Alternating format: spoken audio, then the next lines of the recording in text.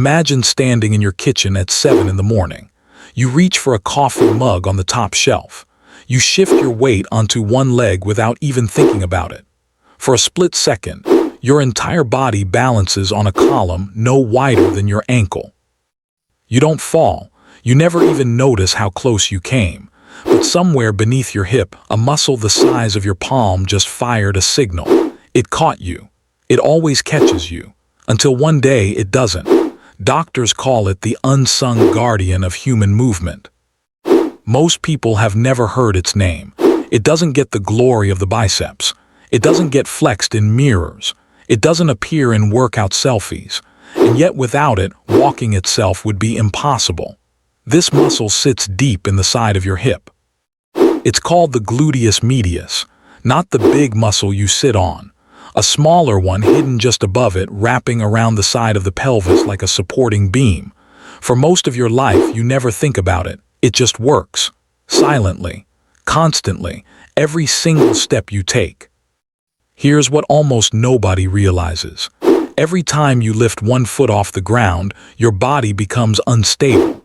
You are, for that instant, standing on a single point of contact with the earth. Physics says you should tip over. Gravity is pulling your hips sideways, trying to drop you toward the leg that just left the ground. Something has to stop that fall before it happens. That something is the gluteus medius. It clenches on the side of your standing leg. It pulls your pelvis level.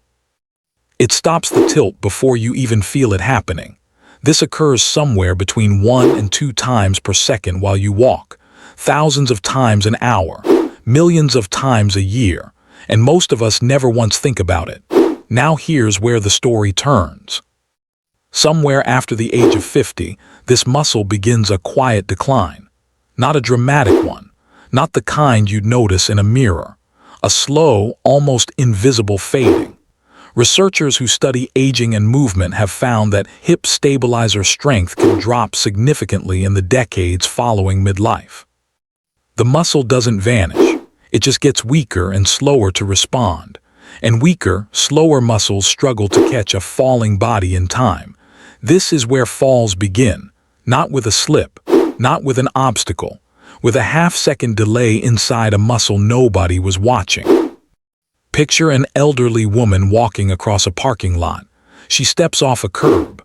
Her ankle wobbles slightly on the uneven asphalt. In a younger body, the gluteus medius reacts instantly, clenching hard, correcting the tilt before it becomes a fall. In an aging body, that reaction arrives a fraction of a second too late. The hip drops. The balance point shifts outside the base of support, and gravity finishes what the muscle couldn't stop. This single pattern explains something remarkable. Falls in older adults are rarely caused by dramatic accidents. They're caused by ordinary movements that used to be automatic, turning to answer a phone, stepping sideways to let someone pass, standing on one leg to put on a shoe. All of these depend on the same hidden muscle. And here's the twist almost nobody expects. This isn't primarily about strength in the way we normally think about it. You could have strong quads, strong glutes at the back, even a strong core and still be vulnerable. Because balance doesn't come from raw power. It comes from timing. Scientists who study human gait call this neuromuscular control, the speed and precision of the nervous system firing a muscle exactly when it's needed. As we age, that wiring slows down. Signals travel a little more sluggishly from brain to hip. The muscle itself may still have plenty of fibers left, but the message arrives late. And in balance, late means falling. Think of it like a fire alarm with a delayed trigger. The smoke is there. The danger is real. But by the time the alarm finally sounds, the flames have already spread. Your hip muscle is that alarm system. When it slows down, your body loses its early warning system for instability. Now here's something that surprises almost everyone who hears it for the first time. This muscle isn't just about walking. It's deeply connected to something most people associate with a completely different part of the body. Your inner ear. Deep inside your skull on both sides, sit two tiny structures no bigger than a chickpea. These are your vestibular organs, fluid-filled chambers lined with microscopic hair cells that detect motion and gravity. When you tilt your head, fluid shifts inside these chambers. Tiny hairs bend. Electrical signals fire toward your brainstem. Your brain instantly knows which way is up. This system evolved over hundreds of millions of years. Fish have a version of it. Birds have it. Every vertebrate that has ever needed to stay upright depends on some form of this mechanism, and it works in constant partnership with the muscle in your hip. Here's how the partnership functions. The instant your inner ear detects a shift in balance, it sends a signal racing down your spinal cord. Your gluteus medius and dozens of other stabilizing muscles respond almost instantly. It's a loop. Detect the tilt, contract the muscle, restore the balance, repeat. Thousands of times a day without a single conscious thought. But here's the pattern interrupt almost nobody knows about. The vestibular system ages too. Research on the inner ear has found that the number of functioning hair cells can decline substantially over the decades of adult life. Fewer sensors means a fuzzier signal. A fuzzier signal means the message to your hip muscle arrives less precise and sometimes later. So you're not just dealing with a slower muscle. You're dealing with a fainter alarm system feeding that muscle its instructions. Two systems, aging in parallel, both quietly less reliable than they used to be. This is why balance decline rarely announces itself with a single dramatic symptom. It creeps in sideways. You start holding the railing on stairs you used to bound down two at a time.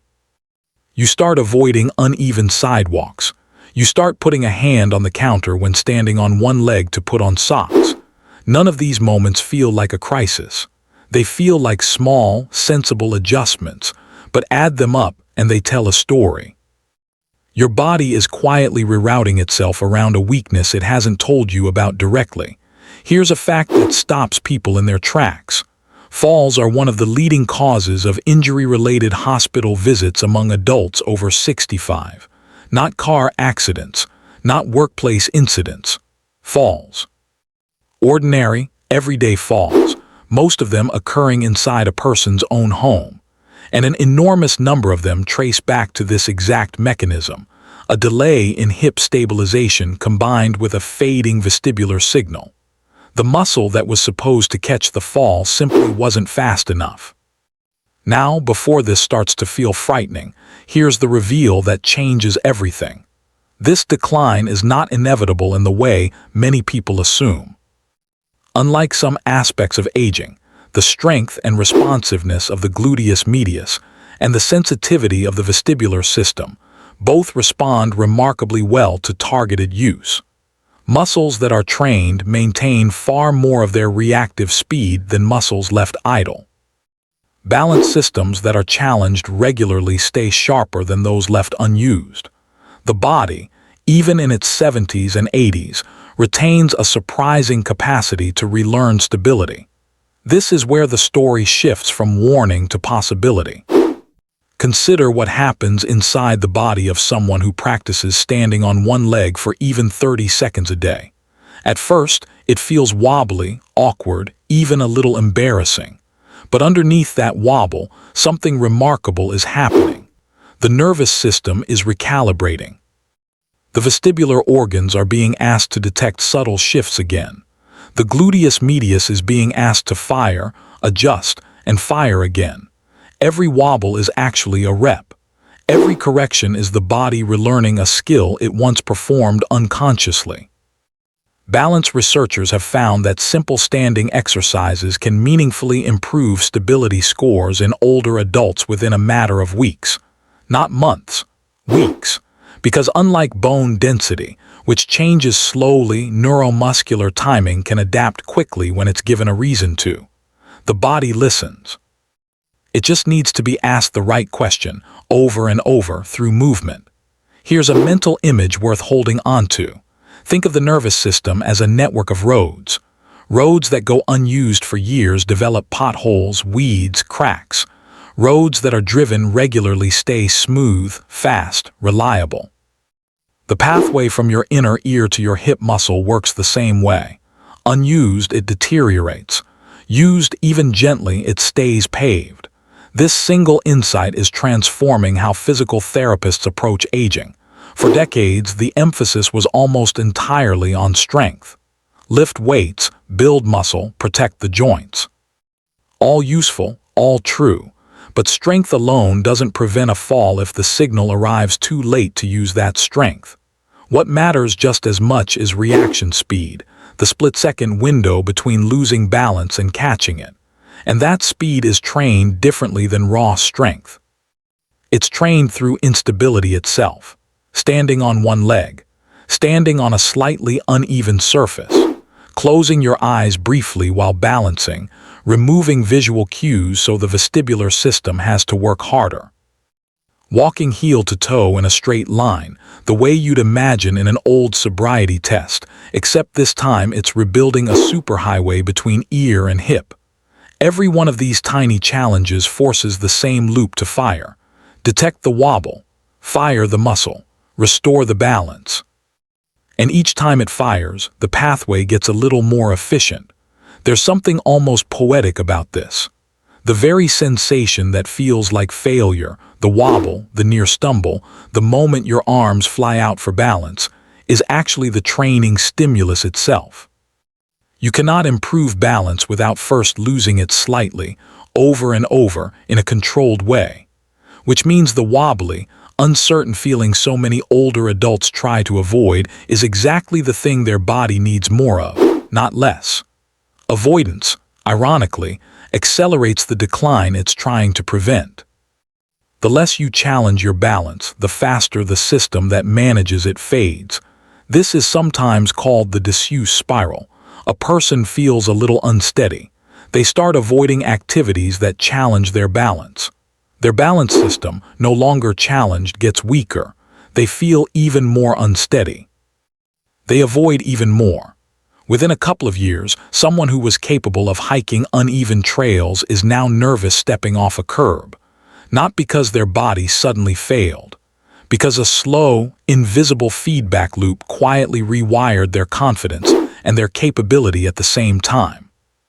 The good news is that this spiral runs in reverse just as easily. Introduce small, controlled challenges to balance, and the system begins strengthening again almost immediately. Confidence returns before most people even realize their actual stability has improved, because the brain starts trusting the body's responses again. Now here's a detail that surprises even people who think they already understand fitness. You don't need equipment for any of this. You don't need a gym membership. You don't need dramatic workouts. Some of the most effective balance interventions studied by researchers involve nothing more than standing on one leg while brushing your teeth. 2 minutes, twice a day, using a moment that already exists in your routine. The muscle doesn't know the difference between a gym and a bathroom sink. It only knows whether it's being asked to work. There's a reason certain populations age into their 80s and 90s with remarkably preserved balance. It isn't genetics alone. Researchers who study long-lived, physically capable older adults consistently find one shared trait. They never stopped moving in ways that challenge stability. Gardening that requires kneeling, twisting, reaching. Walking on natural, uneven terrain instead of flat sidewalks.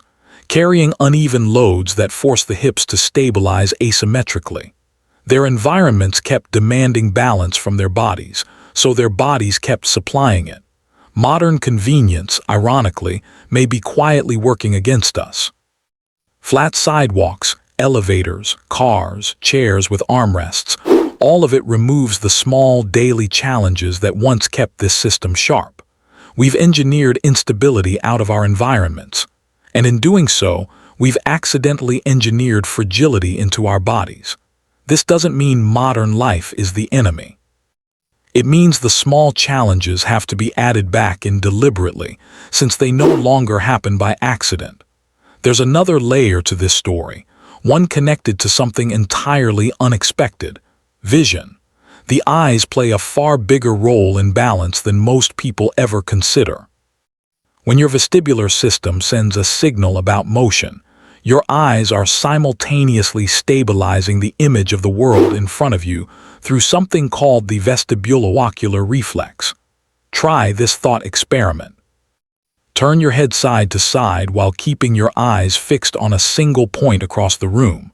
Notice how the world stays perfectly still, even though your head is moving. That stillness is not passive. It's an active, high-speed correction happening dozens of times per second, driven by the same inner ear system connected to your hip. As this reflex slows with age, the world can start to feel subtly less stable during head movement, even when nothing around you has actually changed. This is part of why some older adults feel dizzy or uneasy in visually busy environments: a crowded store, a moving escalator, a flickering light. The eyes, ears, and hips are not separate systems. They are one integrated network, and when one part slows down, the others are forced to compensate. Here's where the story reaches its most important turn. Every piece of this network, the inner ear, the eyes, the hip muscle, all of it responds to practice. Not perfectly, not infinitely, but meaningfully at almost any age. There are documented cases of adults in their 80s improving standing balance time by significant margins after just a few weeks of simple daily practice. Not because their biological age changed, because the pathways connecting sensation to movement were given a reason to stay sharp. Consider a woman in her early 60s, a retired teacher who noticed she'd started avoiding stairs without railings. She didn't think of it as a balance problem. She thought of it as being careful. A physical therapist introduced her to a simple daily routine, standing on one leg near a countertop for support, gradually reducing how much she leaned on it over several weeks. At first, she could barely hold 5 seconds. Within 2 months, she was holding 30 seconds without touching the counter at all. She didn't just get steadier. She started taking the stairs again without thinking twice. That's the real prize here, not just physical stability. Freedom. The freedom to step off a curb without hesitation. The freedom to carry groceries up uneven steps without gripping the railing white-knuckled. The freedom to chase a grandchild across a lawn without the quiet fear of what might happen if you stumble. Balance isn't just a physical trait. It's the invisible permission slip your body issues for confidence in the world. When it fades, people don't just move less carefully. They start living smaller. They decline invitations to hike. They stop dancing at weddings. They avoid unfamiliar places where footing feels unpredictable. The world doesn't shrink because the body demands it.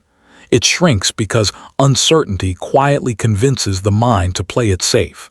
And this is exactly why understanding this tiny muscle matters so much. It isn't really a story about anatomy. It's a story about reclaiming range, the physical range to move confidently through an unpredictable world, and the psychological range that comes from trusting your own body again. Here's one more surprising twist in this story. Balance training doesn't only protect against falls. Emerging research suggests it may also support cognitive health, since the brain regions involved in spatial orientation and balance overlap significantly with regions involved in memory and attention. Keeping the balance system active may be, in a very real sense, a form of keeping the brain active too. The inner ear isn't just a balance sensor. It's wired directly into some of the oldest, most fundamental circuits in the human brain. So every wobble you correct, every moment you stand on one leg instead of two, isn't just training a muscle in your hip. It may be quietly reinforcing neural pathways far beyond movement itself. There's a part of this story that goes even deeper than the hip, deeper than the inner ear. It goes all the way down to your feet. Most people think of feet as simple platforms, flat surfaces that hold you up and nothing more. But your feet are covered in thousands of tiny sensors called proprioceptors, nerve endings